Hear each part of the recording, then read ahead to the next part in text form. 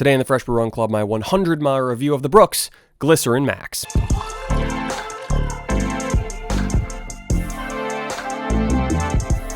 Welcome to the Fresh Brew Run Club. My name is Aaron, and today I am reviewing the Brooks Glycerin Max after running 100 miles in this shoe. So I made an initial review of this shoe after one run, which not really fair to judge a shoe after one single run. So I've been running in the Glycerin Max for 100 miles, and I'm just going to give my thoughts, a general overview of this shoe, the pros, the cons, and then I'll give it a rating of trash them, keep them, or buy them again. So to kick things off, a quick overview of what this shoe is. So this is a brand new shoe line from Brooks. This is a max cushion shoe. In theory, this is built for your easy runs, your slow runs, maybe your long runs. You pick up the pace just a little bit, but it is absolutely a max cushion shoe. A big old chunk of midsole foam. The shoe sits down a little bit below that midsole line here, but the stack height is pretty high. I'll put it on the screen right here so you can see exactly what it is, but it is definitely a max cushion shoe. The midsole is the star of this shoe. It has what Brooks calls DNA tuned midsole foam, and there's a ton of it. There's a lot of midsole foam. So this is in every way, shape, and form a max cushion shoe. So my plan for this shoe is to take it out on my easy runs, to take it out on those nice, slow, longer runs where I don't really need to pick up the pace. I have some other shoes that I will use to go a little bit faster, but this is just going to be reserved for my easy run shoes, and that's what I've been using it for. So that's kind of what I'm basing my review on, although I have picked up the pace a little bit. I'll get to that a little later in the video.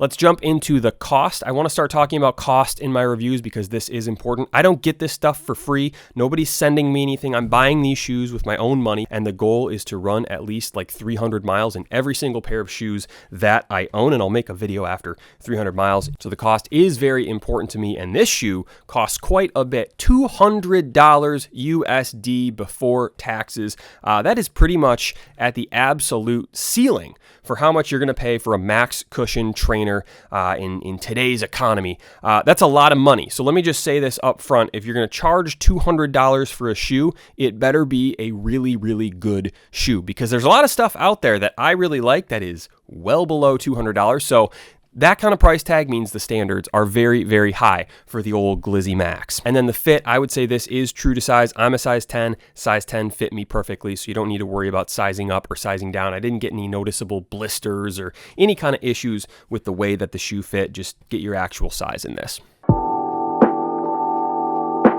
All right, pros and cons. Let's start with the pros. The first pro is the looks. This shoe is a great looking shoe. It's just a clean looking shoe. The Brooks logo contrasted on this like whitish gray upper. The midsole has like a greenish glow. I don't know if the camera's like picking up on that, but it has this nice little like, I don't know, kryptonite sort of glow. One of the better looking max cushion shoes that I've seen in quite some time. Relating to the looks, all the material feels very, very premium, which for $200, yeah, it better feel premium.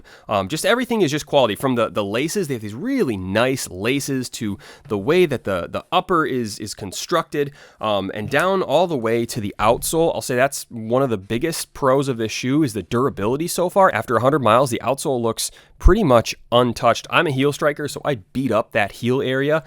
It looks really good. I don't think I'm at risk of like burning through that outsole rubber and getting to the midsole anytime soon. So it just feels like a very premium shoe with premium, high quality materials. And then the next pro, if you're looking for a lot of midsole material, this shoe has a ton of it. It has a ton of that midsole DNA tuned foam. So if you're looking for a lot of foam, which I think is a benefit, a pro of a max cushion shoe, this has a lot of it. But sometimes a lot of foam means a shoe can be unstable. However, this shoe is very stable. I'll get into why I think it is so stable, which actually might be a little bit of a con.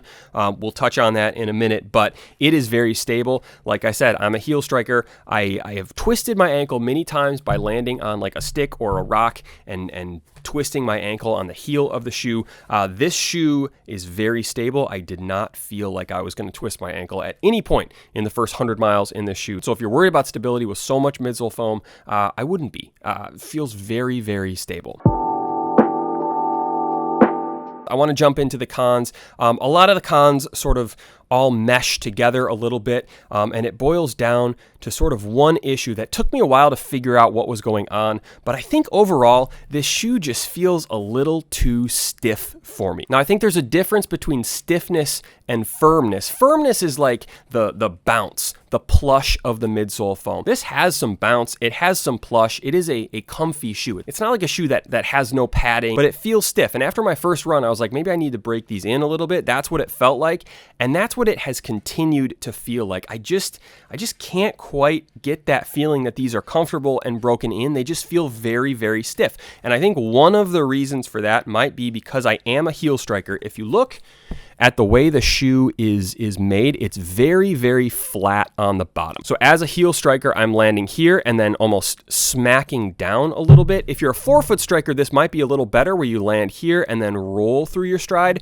For me, I can definitely tell that I'm coming down hard because of the flatness of this shoe. Now, one of my favorite shoes of all time is the New Balance More V4, and you can see how this has more of a rocker construction compared to the flatness of this shoe. I think the flatness of the Glycerin Max means that it is a pretty stiff shoe. You might like that. Again, it makes the shoe very stable, but for me, I just couldn't quite get comfortable in these. It felt like I needed to break them in, but it's been 100 miles. If they're not going to feel broken in by now, I don't know if they will. I will keep running in these and let you know, but I think these are just a very stiff shoe, which I really don't like that. And that's a matter of preference, but I was expecting something a little more comfortable for a max cushion shoe. And then my next con, because of the stiffness, because of the amount of midsole material on these shoes, they're just not very versatile. So these are definitely like an easy run only type of shoe. If you're looking for like one shoe that can do all sorts of different workouts,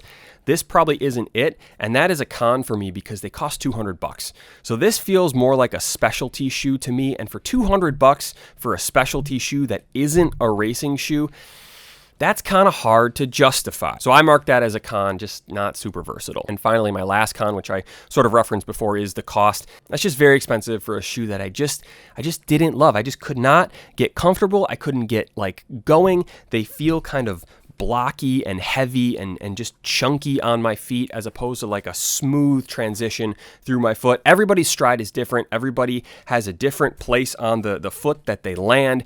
So what works for me might not work for you. What doesn't work for me might actually work for you. But I just struggled to get like rhythm in these shoes. They just feel like I'm clomping along the sidewalk whenever I go out for a run. They're not the worst shoes in the world by any means. Like, they are absolutely a usable shoe for me, but there's just something about them that has remained uncomfortable for the 100 miles that I've ran in them so far. So my overall rating, I have a 3-tier rating system of trash them, which means that I'm just going to stop running in these immediately and throw them away. Keep them, which means I'm going to keep these shoes and keep running in them until I can't run in them anymore, which ideally is like 300, 350 miles, or buy them again, which means that I like a pair of shoes so much that not only do I run 300 miles in these, I buy another pair and keep running in them. So for the Brooks Glycerin Max, I am giving these a keep them. They are not uncomfortable enough where I need to just not run in these anymore, but they're not comfortable enough. They don't feel smooth enough. They just don't feel broken in enough on my feet for me to purchase these again, especially with that $200 price tag. So again, not the worst shoe in the world. If you like a stiffer shoe that's not going to have much flex when you're rolling through your stride, you might actually love the Glycerin Max. And I know a lot of people have really enjoyed running in this shoe. For me, not so much. I'll keep running in it, but I'll probably be looking for something else in the max cushion space for the spring. So that is my review. Overall, they're okay, I guess. Kind of expensive. I'll keep running in them, but not my favorite shoe of all time. So that'll be the video for today. Thank you for watching. Subscribe if you haven't already, and I'll see you soon.